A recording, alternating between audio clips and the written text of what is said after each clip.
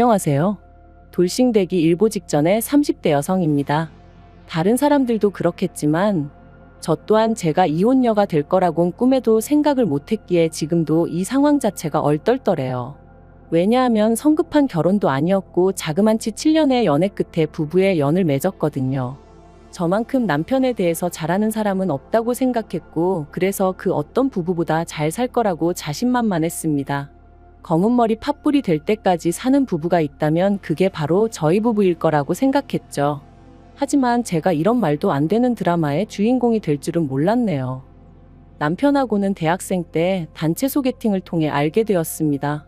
하지만 솔직히 말하면 당시 저는 다 같이 어울려 노는 분위기가 좋아서 나갔던 거지 꼭 남자친구를 만들고 싶다거나 연애를 하고 싶다는 생각은 없었거든요. 그래서 적극적으로 들이대는 남편이 좀 부담스럽더라고요. 하지만 주변 친구들이 남편이 저를 엄청 좋아하는 것 같다며 마음 좀 받아주라고 성화였고 저는 그런 분위기에 휩쓸려 남편과 연애를 시작했어요.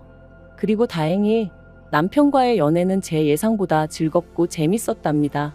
솔직히 돌이켜보면 크게 특별할 것 없는 보통의 날들이었지만요. 아무튼 시간이 흘러 남편 나이 31, 제 나이 30이 되었을 때 남편이 저에게 프로포즈를 해왔어요. 7년이란 세월을 함께했던 만큼 저는 크게 고민하지 않고 그 프로포즈를 받아들였고요. 하지만 연애 때와는 달리 결혼을 준비하는 과정은 그렇게 순탄치만은 않았습니다. 그건 어머님께서 저를 탐탁치 않게 여기셨기 때문이었죠. 솔직히 무척이나 당황스러웠어요. 어려서부터 주변 어른들에게 늘 좋은 이야기만 듣고 자랐던지라 처음 만난 어머님께서 저를 싫어하시는 게 이해가 되지 않았으니까요. 그리고 그런 어머님의 태도에 어쩔 줄 모르는 저에게 남편이 말하길 그러니까 진작에 인사 좀 드렸으면 좋았을 거 아니냐대요. 사실 저희가 사귄 지 1년쯤 지났을 무렵부터 남편은 무척이나 저를 자기 가족들에게 보여주고 싶어 했어요. 명절이나 어머님 아버님 생신 같은 날은 자기 가족들하고 같이 보내면 좋겠다고 노골적으로 요구하기도 했고요. 하지만 저는 저희 두 사람의 관계가 앞으로 어떻게 될지도 모르는 상황에서 가족들까지 소개를 받는 게 부담스러워서 늘 이런저런 핑계로 자리를 피했네요. 그런데 알고 보니 어머님께서 당신 아들과 그렇게 오래 만나면서 인사 한번 오지 않는다는 이유로 저를 괘씸하게 생각하고 계셨던 거죠. 제가 콧대 높게 구는 게 꼴보기 싫으셨다나요? 하지만 결국 자식 이기는 부모 없다고 남편이 저 아니면 안 된다고 시댁에서 말 그대로 난리를 친 모양이었고 그렇게 저희는 결혼을 허락받았습니다. 솔직히 말하면 어머님의 짜증과 억지에 질릴 대로 질린 제가 이별을 고하려던 차였는데 말이죠. 그리고 이건 여담이지만 친정부모님은 여자가 7년이나 남자랑 연애하고 헤어지면 흠된다고 안 헤어졌으면 하는 눈치셨어요. 그래서 더더욱 제가 이별을 결심했음에도 불구하고 남편한테 말을 못했었네요. 아무튼 그렇게 다시 결혼 이야기가 진행되었는데 산 넘어 산이라는 말이 딱이었어요. 상견례 자리에서 어느 동네에 얼마짜리 집을 해주자고 양가에서 이야기가 다 끝난 마당이었는데 막상 집 계약을 앞두고 어머님이 말을 바꾸셨거든요. 당신이 계산을 잘못하셨다며 지금 당장 끌어올 수 있는 현금이 없으시다면서 말이죠. 결혼식까지는 3주도 안 남은 마당에 신혼집이 붕 떠버린 상황이었어요. 그리고 이때는 친정에서도 난리가 났습니다. 애들 결혼이 장난도 아니고 무슨 이런 경우 없는 일이 다 있냐면서요. 하지만 남편이 저희 집에 찾아와 무릎 꿇고 싹싹 빌면서 정말 죄송하다고 그래도 저랑 결혼은 꼭 해야겠다고 하니까 결국 마음 약한 저희 친정부모님께서 두 분이 가지고 있던 아파트에 일단 들어와 살라고 해주셨네요. 그런데 훗날 어머님께서 하시는 말씀이 저희 부모님이 사윗감인 당신 아들이 얼마나 탐이 났으면 집까지 내어주셨겠냐 하시더라니까요. 아무튼 우여곡절 끝에 저희는 부부의 연을 맺었고 남편과 저 두 사람만 놓고 보자면 연애 때와 크게 달라진 바 없이 무난한 날들을 보냈습니다. 하지만 이 평화는 오래가지 못했어요. 결혼한 지 반년 만에 말 그대로 어머님이 또 시비를 걸어오셨거든요. 그리고 그 이유는 저희가 시댁을 자주 찾아오지 않는다는 것이었습니다. 어디서부터 설명을 해야 하나 싶은데 일단 저희 신혼집과 시댁까지의 거리는 같은 서울이라고 해도 거의 끝에서 끝 강을 건너야 하다 보니 1시간 반은 기본이었습니다. 게다가 저희 둘 다 야근이 잦은 직종에서 근무하고 있다 보니 퇴근길에 들렸다 온다는 것도 쉬운 일이 아니었고요. 하지만 친정은 달랐어요. 일단 친정부모님이 저희에게 내어주신 집은 친정부모님이 사시는 아파트와 같은 단지 내에 있었거든요. 다만 평수만 친정부모님이 40평대 저희가 20평대로 차이가 있었죠. 그리고 분명한 건 어디까지나 재테크 목적으로 사두셨던 거고 어쩌다 보니 한 단지 내에 있는 것뿐이었지 절대로 딸인 저를 옆에 끼고 사시겠다는 목적으로 장만하신 집이 아니었습니다. 그런데 어머님께선 저희가 시댁에 자주 오지 않는 이유가 친정 가까이 살아서 그런 거라며 급기야 이사를 하라는 말도 안 되는 억지를 쓰시더라고요. 돈도 없는데 어떻게 이사를 하냐니까 저희가 사는 아파트를 팔면 되는 거 아니냐면서요. 어차피 저희 살라고 내주신 거 팔아서 다른 데 가서 사는 거나 차이 있냐면서 말씀하시는데 어이가 없어서 남편더러 어머님은 왜 말도 안 되는 소리를 하시냐니까 섭섭해서 하시는 소리니까 그냥 한 귀로 듣고 한 귀로 흘리라대요. 하지만 이런 일들 때문에 제가 이혼까지 결심한 건 결코 아닙니다. 어머님이 생각 없이 하셨던 말씀 때문이긴 하지만요. 일단 자초지종을 설명해보자면 남편에게는 무려 10살이나 어린 저하고도 9살 차이가 나는 신우가 있어요. 그리고 이 신우로 말하자면 남편이 말하길 어려서부터 공부도 잘하고 손 가는 일이 별로 없었다는 거예요. 그래서 시댁의 자랑거리라면서 어머님이 신우 같은 며느리 보는 게 소원이다 그런 말씀도 자주 하셨었다나요? 하지만 솔직히 저는 신우랑 대화를 많이 해본 것도 아니고 해서 신우가 얼마나 대단한 아가씨란 생각은 안 들었어요. 별 관심도 없기도 했고요. 아무튼 그런 신우가 몇 달 전 자기가 할 말이 있다며 시부모님은 물론이고 저희 부부까지 모여달라 하더니 딱 봐도 신우만큼이나 어려 보이는 남자 하나를 데리고 왔습니다. 그리고 그때까지만 하더라도 저는 신우가 드디어 남자친구가 생겼구나. 그래서 가족들한테 소개하고 싶었나 보다 생각했어요. 남편도 저를 소개시키지 못해 안달이었던 기억이 나면서 남매가 꼭 닮았네 싶기도 했고요. 하지만 그 자리는 단순히 남자친구를 인사시키는 자리가 아니었습니다. 신우가 같이 온 남자친구의 아이를 가졌다고 폭탄 발언을 했으니까요. 정말 무슨 영화에나 나올 것처럼 모든 사람들이 순간 얼어버렸어요. 저도 제가 방금 뭘 들었나 싶었죠. 그런데 그때 어머님께서 신우더러 네가 임신은 무슨 임신이냐며 소리를 지르셨습니다. 그리고는 신우 옆에 앉아있는 남자친구에게도 내 딸한테 무슨 짓을 한 거냐며 내 딸 인생 망쳐놓고 여기가 어디라고 왔냐? 앞장서라 네 부모 면상 한번 보자. 말 그대로 막말을 퍼부으시대요.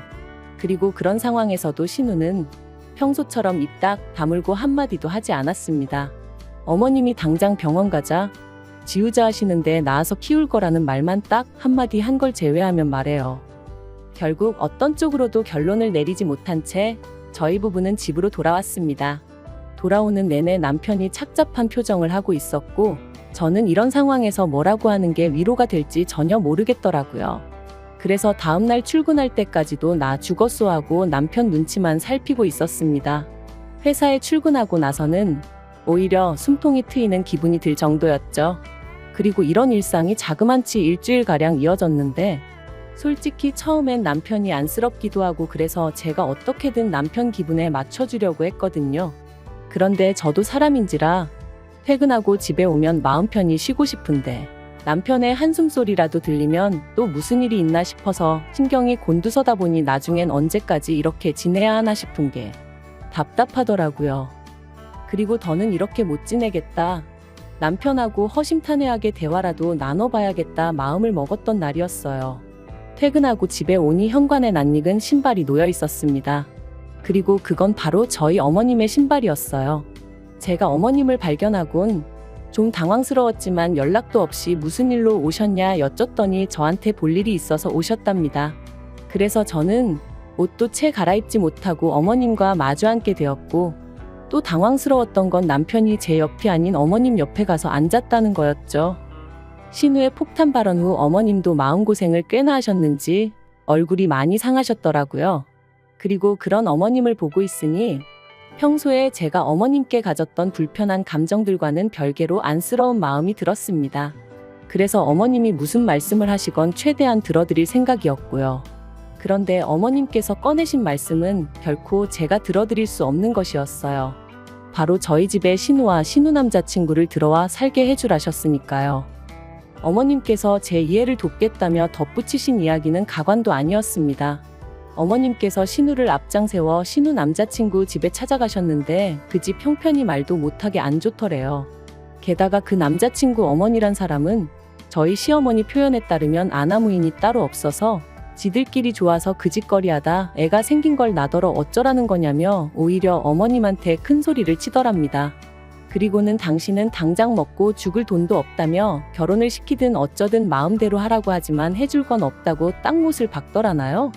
그러면서 세상에 이런 일이 어딨냐고 당신이 정말 속이 썩어 문드러진다며 저에게 하소연을 하셨는데 솔직히 이 정도는 아니었어도 저도 제가 남편과 결혼할 때 어머님께 당한 게 있다 보니 어머님이 마냥 불쌍하기만 한 것은 아니었네요. 아무튼 저는 어머님의 하소연에도 불구하고 싫다고 단칼에 거절했습니다. 어머님이 도대체 왜 싫다는 거냐, 가족끼리 이러는 거 너무하지 않냐며 저에게 이유를 말해보라시길래 저희 친정부모님이 저 편하게 살라고 내주신 아파트에 임신한 신우랑 신우 남자친구 신혼방을 차려줘야 할 이유는 없지 않냐 했죠. 그랬더니 이번엔 남편이 나서서 같은 여자끼리 서로 사정 좀 이해해 줄 수 있는 거 아니냐대요. 그래서 제가 남편더러 같은 여자니 뭐니 그런 식으로 엮지 말라 했습니다. 결혼도 하기 전에 생각 없이 애부터 만드는 신우를 나는 도무지 이해할 수가 없고 그런 신우를 데리고 살라는 어머님도 같은 여자지만 도무지 이해가 안 된다고요. 그리고는 더는 말 한마디도 섞고 싶지 않아서 어머님 배웅 잘해드리라 하고 안방으로 먼저 들어갔어요. 웅성거림과 소란스러움이 잠깐 들리더니 현관문 열리는 소리가 났습니다. 그래서 나가보니 남편도 어머님 모습도 보이지가 않대요. 저는 도저히 화를 참을 수가 없어서 신우에게 전화를 걸었습니다. 혹시나 신우가 제 전화를 안 받으면 어쩌나 했는데 3번 울리고 바로 받더라고요. 그리고 저는 신우가 어머님과 마찬가지로 하소연이라도 하면 어쩌나 싶어 서둘러 제가 먼저 입을 열었습니다.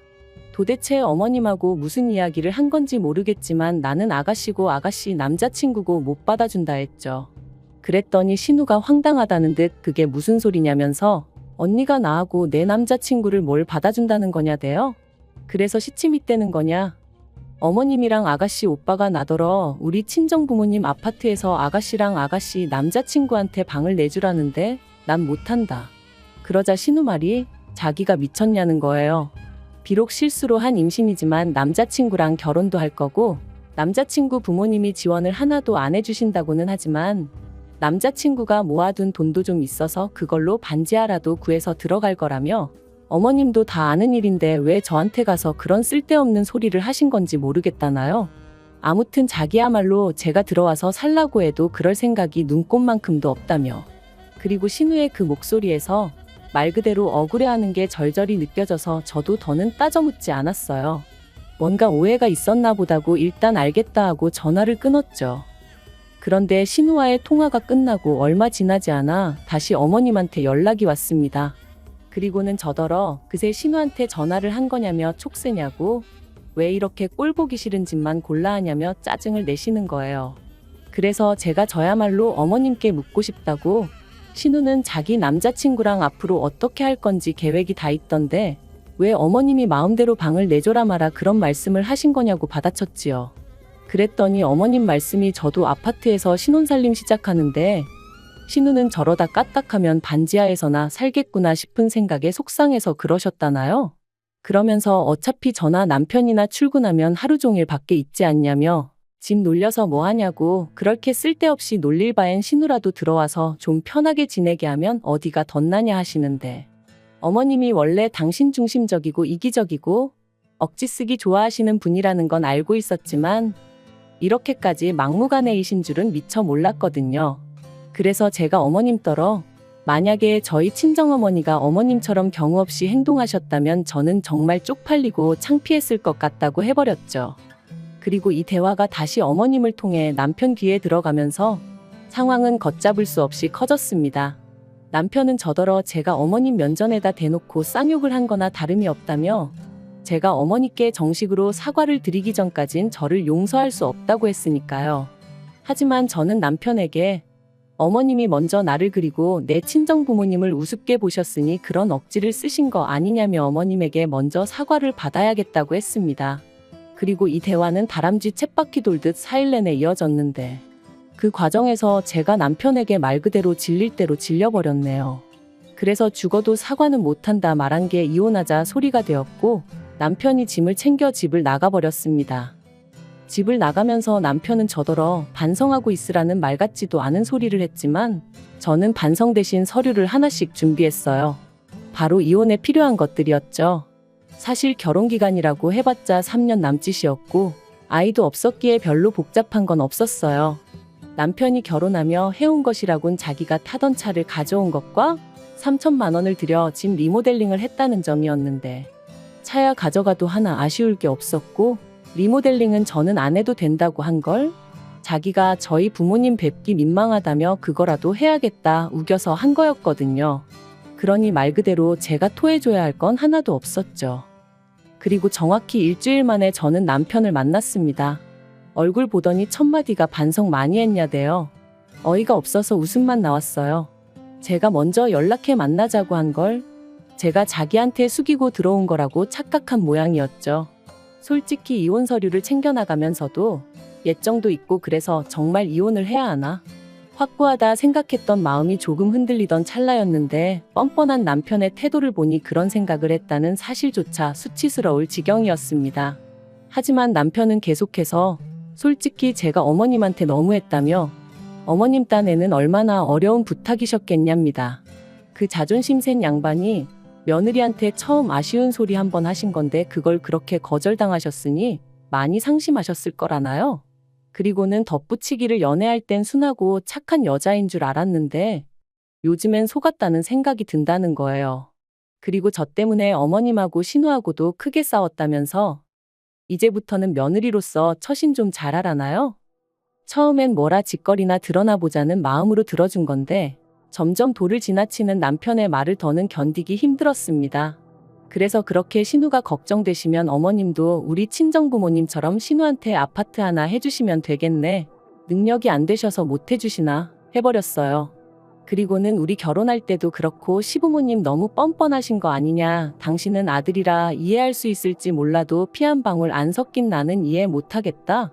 그러니까 이참에 서로 이해하는 사람들끼리 똘똘 뭉쳐 살라 그랬죠. 그리고 결과적으로 저희는 협의 이혼을 하는 것으로 이야기가 끝났습니다. 남편이 처음엔 위자료가 어떻고 해대더니 어디서 뭘 보고 왔는지 잠잠해졌거든요. 저 또한 그저 이 진흙탕에서 하루빨리 빠져나오고 싶은 생각밖에 없었기에 기세를 몰아 이혼을 밀어붙였네요. 그리고 마침내 이제 완전히 남남이 되기까진 일주일 남았어요. 그저 하루빨리 모든 걸 정리하고 온전한 제 인생을 살고 싶습니다.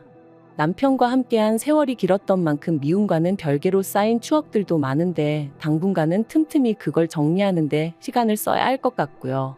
안타깝긴 하지만 그래도 제 인생을 더는 이 몰상식한 집구석에 갖다 버릴 순 없으니까요.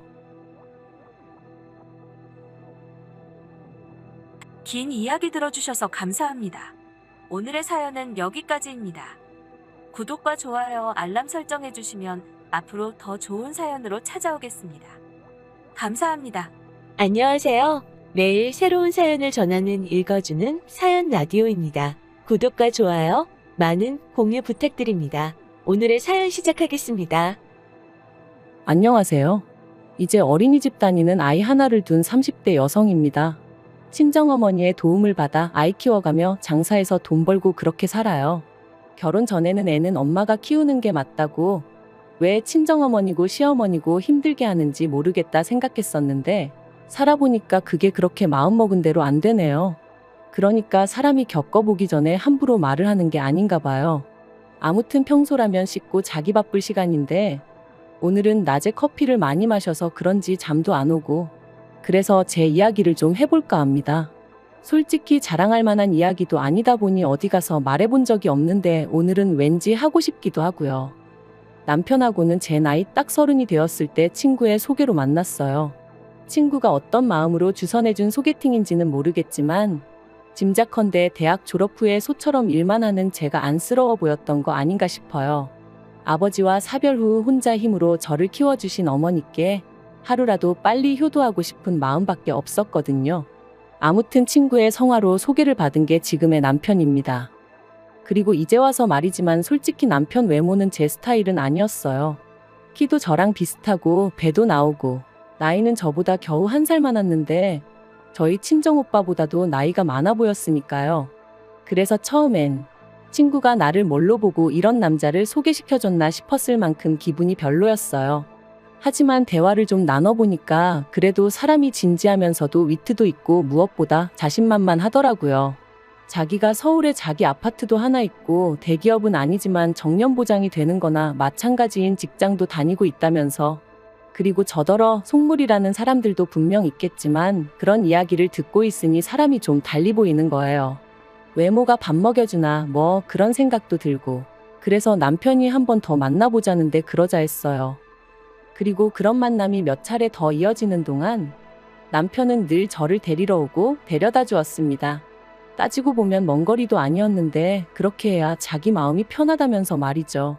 그래서 남편이 정식으로 사귀고 싶다고 했을 때도 왠지 미안한 마음도 들고 그래서 제대로 싫다 소리를 못했네요. 한마디로 어영부영 사귀게 된 거죠.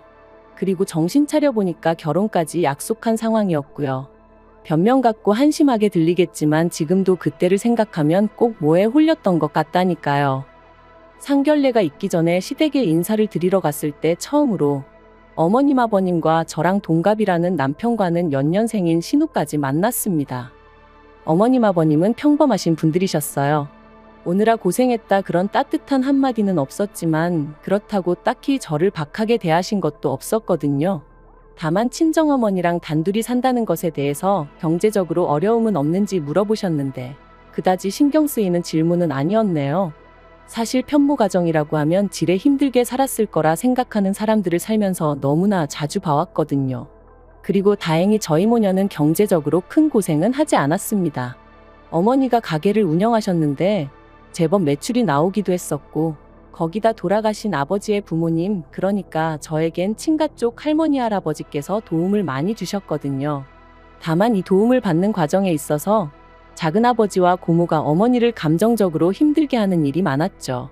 그래서 제가 악착같이 돈을 벌어 더는 어머니께서 조부모님께 기대지 않으셔도 되게 해드리고 싶었던 거고요. 그리고 시부모님 이야기가 나왔으니 신우 이야기도 조금 해보자면, 앞서 말씀드린 대로 저와 동갑인 신우는 남편과는 아주 다른 사람이었습니다. 늘씬하고 키도 큰 데다가 눈도 왕방울만 해서는 솔직히 같은 여자가 봐도 예쁘다는 생각이 절로 드는 사람이었어요. 하지만 어째서인지 딱히 하는 일은 없다고 했고 시부모님은 인물이 되니까 괜찮다며 웃으시더라고요. 그래서 저도 그냥 같이 적당히 웃어넘기긴 했지만 솔직히 말하면 부럽기도 하고 한편으론 황당하기도 했네요. 아무튼 신우하고 따로 이야기를 해보진 않았어요. 점심 식사 내내 새침하게 앉아있다가 커피 한잔 하는 타임엔 약속이 있다며 나가버렸으니까요. 상견례 자리도 모난 구석 없이 무난하게 이뤄졌습니다. 다만 남편이 아파트가 있었던 만큼 시부모님, 특히나 어머님의 어깨가 어찌나 으쓱하시던지 자기 아들 수준에 맞춰 걸맞는 혼수를 해왔으면 좋겠다는 소리를 대놓고 몇 번이나 말씀하시더라고요. 게다가 저나 친정어머니 입장에선 처음부터 빈손으로 갈 생각도 없었는데 어머님이 요새 여자들은 개념이 어떻고 해대시니 솔직히 듣기가 좀 거북했어요. 하지만 그래도 좋은 일로 만난 날이었던 만큼 친정어머니께서 걱정 말라며 어머님을 맞춰드렸고, 그렇게 어머님은 저희에게 리스트랄지 견적서랄지 그런 종이 한 장을 건네셨습니다. 그런데 집에 와서 친정어머니랑 같이 살펴보니 그 중에는 무려 3천만 원 가까이 되는 소파도 있었어요. 아무리 남편이 집을 해오는 상황이긴 했지만 20평이 채 되지 않는 아파트였는데 그 안에 3천만 원짜리 6인용 소파라니 가당치도 않다 싶었습니다. 그리고 이 밖에도 100인치짜리 TV는 정말 어이가 없었죠. 그래서 남편에게 아무리 그래도 이건 아닌 것 같다 하니 어차피 이 아파트에서 좀 지내다가 애 낳으면 이사 가야 하고 그러면 그때 써도 되니까 미리 사둔다 생각하면 되지 않냐대요. 그래서 그런 생각이면 애 낳고 이사하고 이후에 사도 늦지 않는다니까. 그러면 그때도 저희 어머니가 사주시는 게 맞냐 그러더라고요. 그때 돼서 자기가 벌어온 돈으로 사게 되면 그건 제가 해오는 게 아니지 않냐면서. 그리고 저는 이때 솔직히 좀 당황스러웠어요. 비록 1년이 채 되지 않는 짧은 연애 기간이었지만 그래도 그동안 돈 앞에서는 쿨한 척 무심한 척 하던 사람이 그런 셈을 하며 그런 말을 할 줄은 몰랐거든요. 한편 그렇게 결혼을 했는데 결혼한 지 반년도 되지 않았던 그해 겨울 남편이 충격적인 소식을 전해왔습니다. 그건 바로 남편이 회사를 관두게 되었다는 이야기였죠. 게다가 너무 놀란 제가 그게 무슨 소리냐고 공기관이나 마찬가지라 정년이 보장된다 하지 않았냐니까. 그게 사정이 그렇게 되었다며 얼버무리기만 하고 제대로 된 답을 해주지 않더라고요. 그리고 그제서야 저는 남편이 다닌다는 회사에 대해서 알아보기 시작했고 정말 꿈에도 생각하지 못한 사실을 알게 되었습니다. 남편은 매년 계약을 갱신해야 했던 상황으로 정년 보장 같은 건 애시당초 말도 안 되는 얘기였다는 걸요. 뿐만 아니라 어떻게 이런 터무니없는 거짓말을 한 거냐고 남편에게 따졌더니 남편이 한다는 말은 더 가관이었어요. 저한테 잘 보이고 싶은 마음에 해버린 선의의 거짓말이었다면서 저는 뭐 살면서 거짓말 한 적이 한 번도 없냐고 따져댔거든요. 남편에게 너무나 큰 배신감을 느꼈고 실망감이 이만저만이 아니었습니다. 그래서 저는 며칠의 고민 끝에 이 관계를 끝내겠다는 결심을 내렸죠. 하지만 운명의 장난이라고 해야 할지 남편에게 이혼 통보를 하려던 바로 그날 저는 제가 임신을 했다는 걸 알게 됐네요. 남편 일로 받게 된 스트레스 때문인지 컨디션이 영 좋지 않아 병원에 가려니까 회사 동료가 혹시 모르니 임신 테스트부터 해보라며 조언을 해줬거든요. 불타는 신혼이지 않냐면서 말이죠. 그리고 설마 싶었던 검사 결과는 2줄이었어요. 솔직히 지금도 아이에게 미안한 말이지만 그때 임신 소식을 확인하곤 기쁨보다는 당혹스러움이 컸습니다. 이혼을 결심한 마당에 아이라니 말 그대로 눈앞이 깜깜해진 기분이었죠. 결국 아이도 있고 남편도 남편대로 뒤늦게나마 미안하다 해오면서 이혼 이야기는 흐지부지 되었어요. 그리고 이후로는 출산 직전까지 일하고 첫돌까지 제 손으로 직접 아이를 키웠습니다.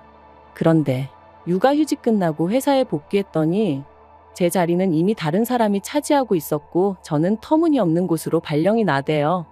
너무 황당해서 이게 어떻게 된 일이냐고 나한테 왜 이러냐며 대표를 찾아가 따져도 봤지만 소용이 없었고요. 회사 일이라는 게 그때그때 상황에 따라 팀도 바뀔 수 있고 하던 일을 넘겨받을 수도 넘겨줘야 할 때도 있는 거라며 오히려 저를 아마추어 취급을 해대더라니까요. 그리고 결국 저는 그런 핍박을 3개월 정도 겪다가 회사에서 나왔습니다.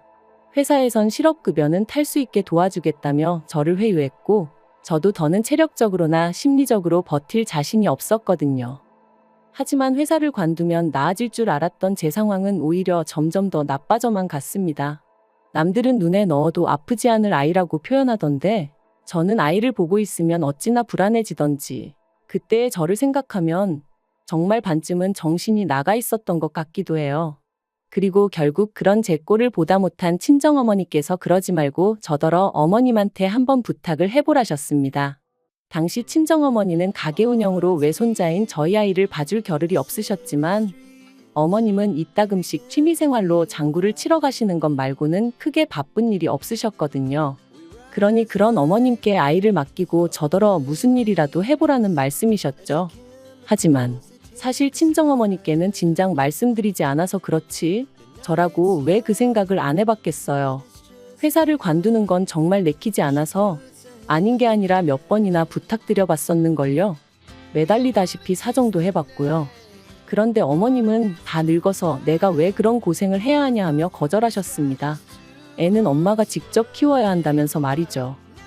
그리고 이 모든 상황을 알게 되신 친정어머니께서는 그럼 당신이 아이를 봐주겠다 하셨습니다. 다만 장사 잘 되는 가게를 정리하긴 아까우니 저더러 가게에 나가서 당신 대신 일을 하라셨죠. 친정어머니가 어떻게든 저를 도와주고자 하신 말씀인 걸 알았기에 알겠다 했습니다. 그런데 그때는 이 결정이 제 인생에 두고두고 영향을 끼치게 될 줄은 정말 몰랐네요. 얼떨결에 도맡게 된 가게 일은 생각보다 제 적성에 잘 맞았고 저는 회사 생활에서는 느끼지 못했던 자유와 성취감을 느낄 수 있었어요.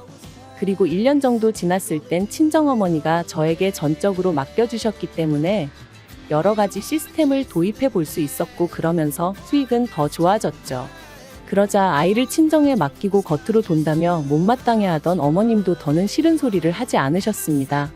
그도 그럴 것이 그렇게 번 돈으로 어머님한테도 잘해드렸거든요.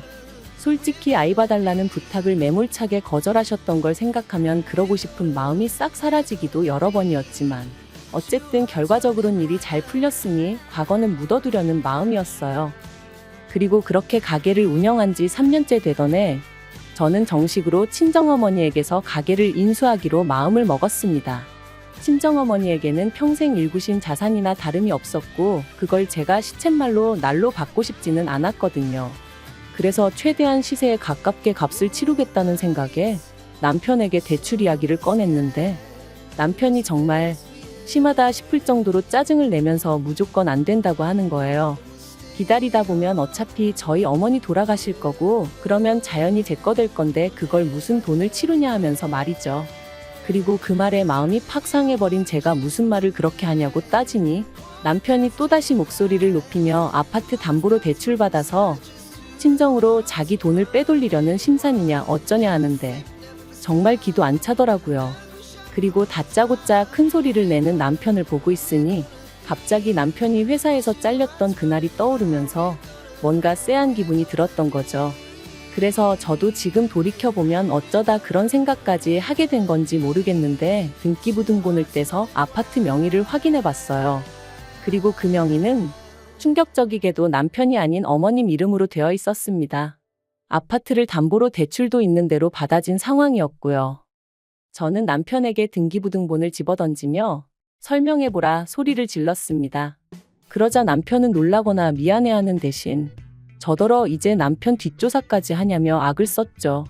그리고 그때부터 정말 소위 진흙탕 싸움이 따로 없었습니다. 남편은 저더러 집 명의가 누구로 되어 있는 게 무슨 상관이냐, 그렇다고 네가 집세를 한번 내기를 했냐 뭐 했냐 해댔고, 그렇다고 대출을 저더러 갚으라고 한 것도 아닌데 뭐가 문제냐며 저를 이상한 사람으로 몰아갔거든요. 하지만 저는 다른 걸 떠나서 남편이 또 저를 속였다는 사실이 너무나 충격적이었습니다. 그리고 대출 같은 경우도 남편이 저더러 갚으라고 한 건 아니었지만 그렇다고 대출을 받아다 쓰신 어머님이 갚고 계신 것도 아니었으니 아파트가 제 재산이라고 생각해 본 적도 욕심낸 적도 없었지만 그래도 저는 부부는 모든 면에서 공동체다 생각하고 가게에서 벌어오는 돈 전부를 남편에게 오픈하고 있었던 만큼 배신감이 드는 건 어쩔 수가 없더라고요. 하지만 단지 아파트 명의가 남편이 아니라 어머님으로 되어 있다고 해서 그 일로 제가 이혼까지 결심한 것은 아닙니다. 제가 이혼을 하기로 결심하게 된 결정적인 이유는 남편이 보여준 이중적인 태도 때문이었죠. 남편이 저에게 솔직하지 않다는 걸 확신하게 된 저는 이후로 남편에게 재벌이도 공유하지 않았고 제가 개인적으로 시댁에 해드리던 금전적인 지원도 전부 다 끊어버렸어요. 특히나 아파트를 담보로 한 대출의 주체가 어머님이셨고 그 대출을 남편이 계속해서 갚아드리고 있었다는 걸 알고 나니 솔직히 어이가 없더라고요. 계산해보니까 남편이 시댁에만 한 달에 200만 원 넘게 퍼주고 있던 거나 마찬가지였으니까요. 참고로 저축이라던가 그런 부분은 남편이 관리하고 있었어요. 거짓으로 판명이 났지만 그래도 결혼 당시에는 남편이 해오는 게 많아 보였으니 경제권을 제가 갖겠다고 고집할 수가 없었거든요. 그리고 매번 남편은 자기가 얼마나 돈 관리를 잘하고 있는지 으스대곤 했는데 그것 또한 다 거짓이었네요. 아무튼 상황이 그렇다 보니 제가 더는 얼마를 버는지 남편에게 가르쳐줄 이유도 없었고 시댁에도 오만정이 떨어져서 이런 한 푼도 주기 싫었죠. 그런데 이걸 가지고 남편이 말 그대로 생난리를 쳤습니다. 저더러 자기 돈 보고 결혼한 거냐며 속물이니 어쩌니. 저 같은 여자들이 시부모 아프면 요양원에 갖다 버리고 남편 두고 바람피고 그런다면서요. 말 같지도 않아서 상대도 안 해줬네요. 이후로는 정말 애 때문에 산다는 게 이런 건가 싶을 정도로 서로 무시하면서 지냈고요. 그러다 작년 여름이었어요. 남편이 얘기 좀 하자며 저를 잡더니 어이없는 이야기를 꺼냈습니다. 성형수술 부작용으로 고통받는 어머님을 위해서 저더러 3천만 원만 보태라는 거였죠. 황당해서 그걸 내가 왜 하고 물었습니다. 말이 나와서 말이지만 아무리 공짜라고 해도 그렇지. 그 연세에 멀쩡한 턱을 왜 건드냐고요. 그리고 병원에서는 돈 내고 수술받은 환자가 아니니 자기들이 환부를 해줄 일도 아니라며 완전히 배째라는 식으로 나왔어요. 참고로 제가 아파트 명의 문제로 남편이나 어머님한테 정이 있는 대로 떨어진 상황이긴 했지만 그래도 딸이라고 하나 있는 신우는 막말로 지엄마가 어떻게 되건 말건 관심도 없길래 제가 병원에 쫓아가 따져봐주기도 하고 그랬어요. 아무튼 저는 나름대로 할도리는 했다고 생각했는데 남편이 난데없이 어머님 얼굴을 모어 재건수를 해야 하네 어쩌네 하면서 돈을 내놓으라 하니 기도 안 차더라니까요. 제가 그런 남편더러 바랄 걸 바라라고 꿈도 야무지다 했습니다. 여태껏 나 몰래 당신이랑 어머님이랑 알아서 잘해오지 않았냐고 앞으로도 둘이서 잘해보라는 말과 함께요. 그랬더니 남편이 너는 그때 이후로 며느리 도리도 하나 안 하지 않았냐면서 그래도 내가 왜 아무 말도 안 했는 줄 아냐. 애엄마라 참아준 거다. 그리고 이번에는 자기가 저한테 마지막으로 기회를 주는 거라며 깔끔하게 어머님 수술비 내놓고 지랑 저랑 과거 일은 없던 일이다 생각하며 살아보자는데 이게 무슨 헛소린가 억지도 정도가 있지 싶더라니까요. 저는 내가 이혼을 하면 이혼을 했지 어머님 수술비는 못 대드린다 했습니다. 그리고 그 잘난 아파트로 대출받아 쓰지 양아치냐고 왜 남의 돈을 탐내냐고 했죠. 그러자 남편은 그럼 이혼하자며 대신 제가 며느리 도리를 안 했으니 위자료 내놓을 각오는 하라대요. 애도 자기가 키울 거라면서 죽을 때까지 애 볼 생각은 꿈도 꾸지 말라면서요. 그래서 세상 일이 다 당신 좋으라고 돌아갈 것 같냐? 어디 마음대로 해보라 했어요. 그리고 아니나 다를까. 남편이 이혼 소송을 걸었지만 결과는 남편의 참패였습니다. 오히려 남편이 저를 속인 것과 아이 양육에 있어서 소홀했다는 점 등이 인정되어 저한테 위자료를 주라는 판결이 나왔거든요. 솔직히 위자료 자체는 크지 않았지만 제 자신과 제 아이 그리고 제가 가진 것들을 지켜냈다는 게 너무 기쁘더라고요. 한편 남편과 이혼 후 남편은 2주에 한 번씩 아이를 보러 옵니다. 그리고 저는 원하지 않는데 틈만 나면 자기 애기 어머님 애기를 해대대요. 그래도 애 아빠다 보니 애 앞에서 무안을 주긴 그렇고 그래서 들어는 줬는데 일단 신우가 대출받아서 어머님 재건수술 해드렸는데 그게 잘 안 된 모양이더라고요.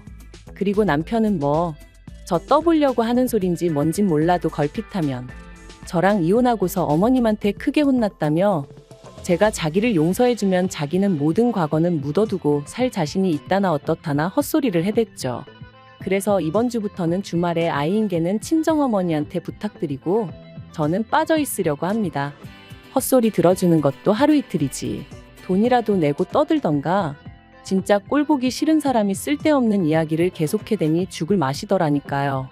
아무튼 어머님 수술이 잘못됐다는데도 남편 얼굴이 수척해졌는데도 별 생각이 안 드는 거 보면 정말 이제 남보다도 못한 사이가 되었나 봐요. 차라리 생판 모르는 남이 굶는다고 하면 그게 더 안쓰러울 지경이라니까요.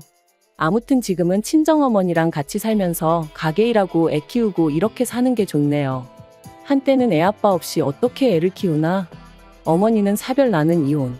말하기 좋아하는 사람들이 얼마나 뒤에서 떠들어댈까 그런 걱정도 들었는데 지금 생각해보면 참 쓸데없는 기우였어요. 남들이 보는 시선이 어떻건 간에 지금의 행복이 계속해서 이어질 수 있도록 제자리에서 하루하루 최선을 다해 살아가려고 합니다. 긴 이야기 들어주셔서 감사합니다. 오늘의 사연은 여기까지입니다. 구독과 좋아요, 알람 설정해주시면 앞으로 더 좋은 사연으로 찾아오겠습니다. 감사합니다. 안녕하세요. 매일 새로운 사연을 전하는 읽어주는 사연 라디오입니다. 구독과 좋아요, 많은 공유 부탁드립니다. 오늘의 사연 시작하겠습니다. 안녕하세요. 결혼한 지 3년 만에 이혼을 결심한 30대 여성입니다. 사람마다 외모도 성격도 전부 제 각각이라지만 그래도 저는 제 자신이 유별나다고 생각해 본 적은 없어요. 대단한 구석도 없지만 그렇다고 모난 구석도 없다고 믿고요. 그런데 어머님과 부딪힐 때마다 어머님은 제가 이상한 거랍니다. 사고방식이 글렀다나요. 저도 남편만큼 배울 만큼 배웠고 남들처럼 멀쩡히 사회생활 잘만 하고 있는데 말해요. 그래서 내리게 된 제 결론은 그냥 저는 이 집이랑 안 맞는다였지요. 그리고 저리 싫으면 중이 떠나야지 어쩌겠어요? 그래서 이혼을 결심했습니다. 남편하고는 아는 선배의 소개로 만났고 소개받았을 당시 제 나이 30, 남편 나이 32이었어요. 선배는 부담 없이 만나보라고 했지만 남편이나 저나 둘 다 적은 나이가 아니었다 보니 솔직히 부담스러웠던 것도 사실이고요. 하지만 선배하고는 여러 가지로 얽혀있는 상황이다 보니 자리 자체를 거절할 상황도 못 되었네요. 아무튼 그리고 말이 나왔으니 말이지만 소개팅을 받던 시기 저는 결혼과 비혼의 갈림길에서 고민이 많았어요. 사실 친정부모님 두 분의 사이는 좋았지만 하루아침에 친할머니께서 이제 같이 살아야겠다며 저희 집으로 들어오셨고 그래서 졸지에 친정어머니가 10년 넘게 다니시던 직장을 관두시는 걸 보고는 여러 가지로 충격이 컸었거든요. 게다가 이후로도 친정어머니께선 친할머니 때문에 때로는 고모나 작은아버지의 부탁 때문에 많은 걸 이해하시고 포기하셔야 했는데 아무래도 그런 어머니를 보고 자라서 그런지 언젠가부터는 결혼하면 여자만 손해란 생각이 강해져 가더라고요. 하지만 막상 제가 성인이 되어 사회에 나와보니 저희 어머니와는 달리 또 많은 여자들이 결혼을 하고도 계속해서 자기 커리어를 이뤄나가는 거예요. 그래서 그때 뭐랄까 사고방식이 올바른 남자를 만나면 가정도 이루고 내 커리어도 이어갈 수 있지 않을까 그런 생각도 들더라고요. 한편으론 제가 너무 부정적으로 세상을 보나 싶기도 했고요. 아무튼 그렇게 생각이 복잡하던 시기에 소개받은 게 남편이었네요. 남편은 저와 마찬가지로 직장을 다니는 평범한 회사원이었어요. 외모라던가 그런 건 모난 구석 없이 제 눈에는 나쁘지 않았고요. 그리고 무엇보다도 대화를 나눠보니 말수가 많지는 않아도 자기 의견도 확실하고 줏대도 있는 게 마음에 들대요. 참고로 저 또한 우유부단한 성격은 아니다 보니 갈팡질팡하는 사람들을 보고 있으면 답답해서 아무튼 남편도 남편대로 제가 마음에 들었던 모양이에요. 첫 만남이 있고 나서 매주 주말마다 만나자고 해왔으니까요. 그리고 그렇게 저희는 대략 2달간의 탐색전 끝에 연애를 시작했습니다. 연애한 지 1년 만에 결혼까지 약속하게 되었고요. 참고로 저는 못해도 인연은 만나보고 싶었지만 남편이 아버님 연세를 들먹이며 하루라도 빨리 자리 잡는 모습을 보여드리고 싶다고 저를 졸라서 어쩔 수가 없었네요. 그런데 어이없게도 남편의 성화로 서두르게 된 결혼임에도 불구하고 결국 시댁으로부터 제대로 된 지원은 받지 못했어요. 왜냐하면 어디 아픈 데도 없으신 아버님이셨는데 어머님께서 아버님의 건강을 핑계로 주시기로 하셨던 돈을 주지 않으셨으니까요. 그리고 말이 나왔으니 말이지만 어머님이 되시는 이유가 그럴듯하게 들리기라도 했으면 저나 저희 친정부모님도 속은 상했겠지만 그 정도로 실망하진 않았을 거예요. 사실 상견례 자리에서도 어머님께서는 남편 앞으로 1억은 너끈히 해주실 수 있다며 저더러 땡잡았네 어쩌네 별의별 말씀을 다 늘어놓으셨습니다. 평생 여자라곤 모르고 가족하고 일밖에 모르던 아들이라며 요새 이런 남자가 어딨냐 그런데 재력까지 있으니 얼마나 대단하냐며 제가 운이 억수로 좋다 하셨지요. 그리고 어머님의 그런 아들 자랑 돈 자랑이 솔직히 곱게만 들렸던 건 아니에요. 시쳇말로 눈꼴 시리고 안 입고 왔죠. 제 눈에 안경이라 해서 남편과 결혼을 마음먹은 건 사실이지만 그래도 어머님이 나서서 계속 호들갑을 떠시니 어찌나 볼썽사납던지. 하지만 저도 그렇고 저희 친정부모님도 그저 떨떠름하게 웃는 것 말고는 아무것도 못했어요. 당시 친정아버지가 작은아버지의 부탁으로 돈을 빌려주셨는데 작은아버지 사업에 문제가 생기면서 저희 친정에서는 1억씩이나 해줄 만한 상황이 못 되었거든요. 그런데 어이없게도 막상 청첩장이 나올 때까지 어머님은 이런저런 핑계로 돈을 주시지 않으시더니 결국 결혼식 2주 전 저를 불러 앉혀놓고 하시는 말씀이 아버님 연세를 생각하면 지금 당장 쓰러지셔도 이상할 게 없답니다. 그리고 그렇게 되면 병원비며 이것저것 한두 푼 들어가는 게 아닐 텐데 그때 돼서 저희한테 손 벌리고 그러면 저희도 그렇고 어머님 아버님도 얼마나 마음이 안 좋겠냐대요. 그래서 내린 결론이 당장 결혼하는데 뭐 딱히 지원해 줄 건 없고 살다가 사정 좋아지면 해주겠답니다. 그때는 솔직히 얼마나 어이가 없던지 분한 마음까지 들더라고요. 하루아침에 상황이 달라진 것도 아니고 그러면 최소한 상견례 때 예의는 갖춰주셨어야 하는 거 아닌가 싶었으니까요. 아무튼 결국 양가로부터 별다른 지원 없이 남편이 모아둔 돈과 제가 모아둔 돈 5천씩 반반 보태 그 돈으로 전세를 구했습니다. 서울이 아니었으니 다행이지 서울이었으면 어림택도 없었을 거예요. 그런데 문제는 결혼한 지 1년도 되지 않아 제가 임신을 했고 그러면서 회사를 관두게 되었어요. 사실 어떻게든 버텨보려고 했는데 입덧부터 시작해서 여러 가지로 출퇴근조차 어려운 상황이었거든요. 그리고 제가 다니던 회사는 내실이야 좋았지만 직원 수 자체는 10명 남짓의 소규모였다 보니 제가 제 몫을 제대로 해내지 못하면 안 되는 상황이었거든요. 그래서 결국 퇴사를 할 수밖에 없었는데 회사 대표부터 시작해서 같이 일하던 사람들이 더 안타까워하대요. 여담이지만 이때는 그래도 내가 인정받는 사람이긴 했구나 싶어 좀 기쁘기도 하더라고요. 아무튼 그런데 어이없게도 정작 제 퇴사를 알게 되신 어머님께서는 얼마나 노여워하셨는지 몰라요. 그것도 제 회사한테 노여워하신 게 아니라 퇴사를 했다는 사실에 노여워하셨어요.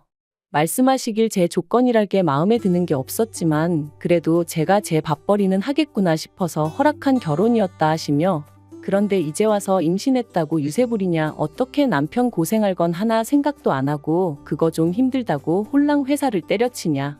너는 그럼 앞으로 내 아들한테 기생해서 살겠다는 거냐. 이거 사기 결혼이다 하시는데, 그때 어머님이 하신 말씀은 제가 죽을 때까지도 토시 하나 잊지 못할 것 같아요. 그래도 시간은 흘렀고 저는 눈에 넣어도 아프지 않을 딸아이를 낳았습니다. 솔직히 임신 사실을 확인했을 때부터 어머님은 당연히 제가 아들을 낳을 거라 믿으시는 눈치였지만 저는 아들이고 딸이고 전혀 신경 쓰지 않았어요. 그저 건강한 아이였으면 좋겠다는 거, 그리고 굳이 보태자면 남편이 아닌 제 눈을 닮았으면 좋겠다는 정도였지요.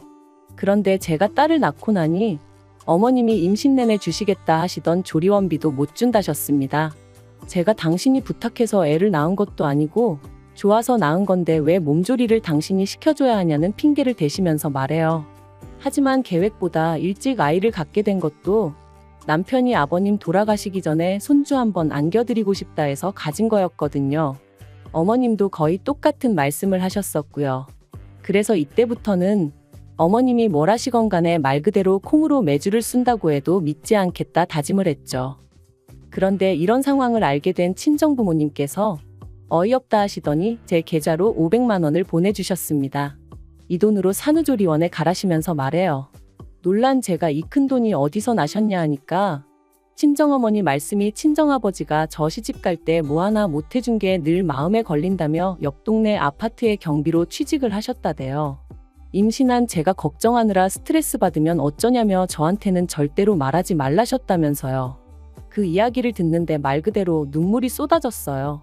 돌이켜 생각해보면 남편하고 죽고 못 살 만큼 사랑한 것도 아닌데 이런 대접받고 살자고 친정부모님 가슴에 상처내가며 결혼을 했나 싶어가지고요. 하지만 지난날 후회한다고 뭐가 달라지는 것도 아니고 그냥 그렇게 한 10분을 꺽꺽 울어대며 전화기만 붙들고 있었던 것 같아요. 그런데 황당한 건 친정부모님한테 500을 받았다는 사실을 알고서는 남편이 했던 말이었습니다. 그렇지 않아도 자기도 너무 속상해서 산후조리원비로 어머님하고 크게 다퉜다며 어머님도 미안해하고 계신다더니 한다는 말이 어머님한테 한 번 기회를 드린다 생각하고 산후조리를 어머님한테 해달라고 하면 어떻겠냐대요. 그래서 제가 제정신이냐니까 산후조리를 꼭 집안인 다른 장소에 가서 해야 할 필요는 없지 않냐는 거예요.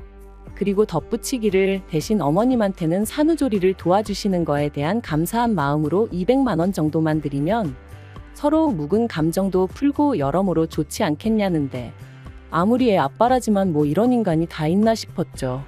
그래서 말 그대로 남편한테 네가 사람이냐 그러고는 욕을 퍼부었어요. 산후조리원 일로 남편이고 시댁이고 정이 있는 대로 떨어졌고 이후로 남편과는 애 때문에 산다는 마음으로 살았습니다. 어머님은 저에게 사과 비슷한 말 한마디조차 하신 적도 없으셨고 저를 볼 때마다 애 키우는 게 유세냐, 남들은 돈도 벌고 애도 키우고 다 하더라. 그리고 그럴 때면 저도 언젠가부터 그럼 어머님이 애 봐주실 거냐 따지고 들고, 솔직히 봐주신다고 해도 맡길 생각도 없었지만 봐줄 생각도 없으신 분이 애도 키우고 돈도 벌어오라 타박을 하시니 저도 못할 말이 없더라고요. 그리고 이런 대화가 오갈 때마다 남편은 제 편을 들어주지 않았어요. 저더러 너도 이제 엄마니까 어머님 마음을 좀 이해해드릴 수는 없냐, 그런 식이었죠. 어머님 입장에선 졸지에 외벌이를 하게 된 아들이 얼마나 안쓰러우면 그러시겠냐면서요. 저는 남편이란 사람 하나만 믿고 결혼한 건데, 그리고 제가 일을 안 하고 싶어서 안 하고 있던 것도 아닌데 남편이 계속해서 어머님을 이해하라고만 하니 얼마나 섭섭했는지 모릅니다. 그런데 사람이 죽으란 법은 없다고 그 무렵 생각지도 못한 연락을 한 통 받았어요. 그건 바로 전에 일하던 회사 대표로부터 온 전화였죠. 저더러 어떻게 지내는지 묻더니 혹시 이직했냐대요. 저는 씁쓸히 웃으며 아이 때문에 아직은 어디 다닐 형편이 못 된다 했습니다. 그랬더니 그러면 아이 문제만 해결되면 복직할 수 있는 건지 묻더라고요. 대표가 말하길 회사가 다른 회사에 흡수합병이 되었고 그로 인해 사내 어린이집도 이용할 수 있게 되었답니다. 그리고는 늘 성실하고 열심히 일하던 제가 하루아침에 임신 때문에 관둔 게 늘 마음에 걸렸다는 거예요. 그래서 사내 어린이집 얘기가 나오자마자 저한테 연락해봐야겠다는 생각뿐이었다면서 참고로 대표 또한 애엄마였기에 제 마음을 헤아려 준 게 아닌가 싶어요. 아무튼 그렇게 저는 전 직장으로 하지만 훨씬 더 좋은 연봉과 복지를 보장받고 복직하게 되었습니다. 그리고 그때부턴 매번 네가 빈대냐, 내 아들한테 빨대 꽂았냐, 어쩌냐 하며 막말을 퍼부으시던 어머님도 더는 아무 말도 못하시대요. 남편도 중간에서 제대로 제 편 한번 들어준 적이 없다 보니 말을 아끼는 듯 했고요. 저는 내친김에 남편에게 살림과 아이에게 들어가는 생활비를 제외하곤 전부 다 각자 관리하자 선포했어요. 누군가는 저더러 남편이 외벌이할 때는 남편한테 생활비 탔어 놓고 너가 돈 벌자마자 태도를 바꾸는 게 말이 되냐 할 수도 있지만 한 번도 생활비 넉넉하게 탔어 본 적 없고 남편한테 돈 타서 쓰는 동안 제대로 된 옷 한 벌 사 입어 본 적 없습니다. 대부분이 식비와 아이 육아에 들어갔기에 저는 떳떳했고 그래서 각출해서 관리하잔 소리도 할 수 있었던 거예요. 그리고 그렇게 생활을 이어간 지 2년째 되던 해 친정어머니의 환갑이셨습니다. 애시당초 남편에게 별 기대도 없었기에 같이 뭘 해야겠다는 계획도 세우지 않았어요. 아니나 다를까 남편도 저한테 장모님 생신인데 뭐 할 거냐 그런 건 묻지도 않았고요. 하긴 자기 부모님 생신도 제가 말해주지 않으면 깜빡깜빡하는 사람이었으니 뭘 기대했다면 기대한 제가 이상한 거였죠. 아무튼 그래서 친정부모님과 여행 가기 일주일 전 남편에게 친정부모님 모시고 일본에 간다 했어요. 친정어머니가 밥이나 한 끼 먹으면 되지 무슨 여행이냐 하셨지만 그래도 온천 여행이라도 한번 시켜드리고 싶은 게 자식된 제 마음이었거든요. 남편은 심드렁한 표정으로 알겠다 했고 잘 다녀오라 한마디 하대요. 말이라도 나도 같이 가야 되는 거 아니냐, 돈은 있냐 묻지도 않았고요. 기대가 없었다고 말은 하지만 왜인지 서운했던 게 사실이에요. 그런데 지난달 초였어요. 어머님이 연락을 해오셔서는 대뜸 친정부모만 부모냐면서 어떻게 네 부모만 데리고 여행을 다녀왔냐 소리를 지르시대요. 그래서 제가 그게 아니라 환갑이시라 겸사겸사 다녀왔다 했습니다. 그리고는 어머님이 혹시 걱정하실까봐 드리는 말씀인데 어머님 아들 돈은 1원 한 푼 쓰지 않았다 했죠. 하지만 어머님께서는 그래도 그건 경우가 아니라며 화를 내셨고 당신 환갑 때는 아무것도 못했다며 하소연을 하셨습니다. 황당한 건 어머님 환갑 때는 제가 이 집 며느리가 아니었는데 말이죠. 어머님은 저희 친정어머니보다 나이가 6살이나 많으셨거든요. 그래서 제가 그러면 칠순 때 챙겨드리겠다 하니까 칠순까지 얼마나 남았는 줄 아느냐며 무조건 지금이라도 지나간 환갑을 챙겨달라셨어요. 어이도 없고 환장하겠더군요. 그렇게 전화로 1시간 10분을 시달린 끝에 알겠다 했습니다. 그런데 곰곰이 생각해보니까 제가 그걸 왜 해드려야 하나 싶더라고요. 그래서 남편한테 여행은 좀 과한 것 같다니까 저더러 알아서 하랍니다. 자기는 어머님 환갑 때 100만 원 해드렸으니까 이 일과는 상관이 없다면서 말이죠. 그리고 강 건너 불구경하듯 말하는 남편의 모습을 보고 있으니 그동안 어머님과 제가 갈등이 있을 때마다 남의 일마냥 먼 산만 보던 남편의 지난 과거들까지 떠오르면서 더더욱 억울하고 분한 마음이 들더라고요. 그래서 저도 이대로는 못 넘어가겠다, 말 그대로 복수를 해야겠다 싶대요. 그래서 어머님이 저한테 이렇게 주신다며 잔뜩 기대하게 만드셨던 것처럼 저도 여행 일정이며 이런저런 이야기로 남편과 어머님을 잔뜩 들뜨게 만들었어요. 그리고 출발 하루 전날 남편과 함께 어머님 댁에 찾아가 갑자기 사정이 생겨 여행을 못 갈 것 같다고 통보해버렸습니다. 영문도 모르고 같이 간 남편이 눈이 휘둥그레져서 저를 쳐다보더라고요. 그리고 역시나 제 예상대로 말 그대로 난리가 났어요. 제가 당신을 가지고 놀았다면서 세상에 이런 법이 어딨냐 하시더니 약속을 했으면 지켜야지 사람을 뭘로 보고 이런 짓을 하냐면서요.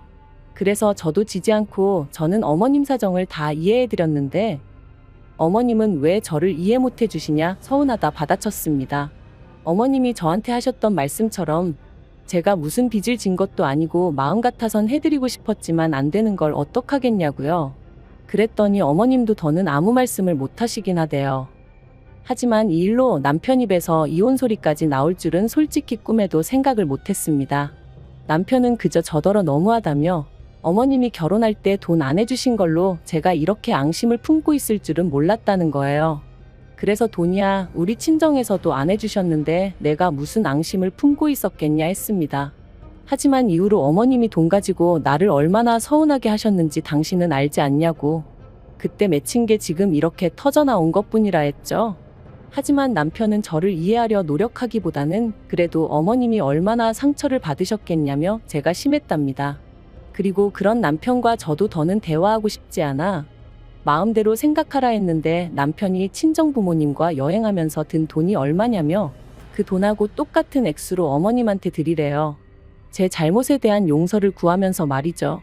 그리고 그 말을 들으니 앞으로 살면서 이보다 더한 일들도 많을 텐데 그럴 때마다 남편은 제 편이 아니겠구나 싶은 생각이 들면서 이혼하자는 남편을 더 이상 붙잡고 싶지 않아졌습니다. 솔직히 붙잡은 것도 제가 남편이 너무 좋아서 그런 것보단 애 아빠니까 그런 거였고요. 결국 남편과 저는 협의 이혼 중이고 앞으로 한 달 정도면 저희는 완전히 남남이 됩니다. 앞으로 혼자 아이를 키우며 살 생각을 하면 솔직히 눈앞이 깜깜하기도 하지만 그래도 정서적으로나 경제적으로나 뭐 하나 의지하기 힘든 사람과 부대끼며 사는 것보단 혼자가 낫겠다는 확신이 있거든요. 그리고 엄밀히 말하면 저를 아껴주는 부모님과 직장 동료들 친구들이 있으니 저는 혼자가 아니죠. 잘 살 수 있을 거라 믿어요. 긴 이야기 들어주셔서 감사합니다. 오늘의 사연은 여기까지입니다. 구독과 좋아요, 알람 설정해주시면 앞으로 더 좋은 사연으로 찾아오겠습니다. 감사합니다.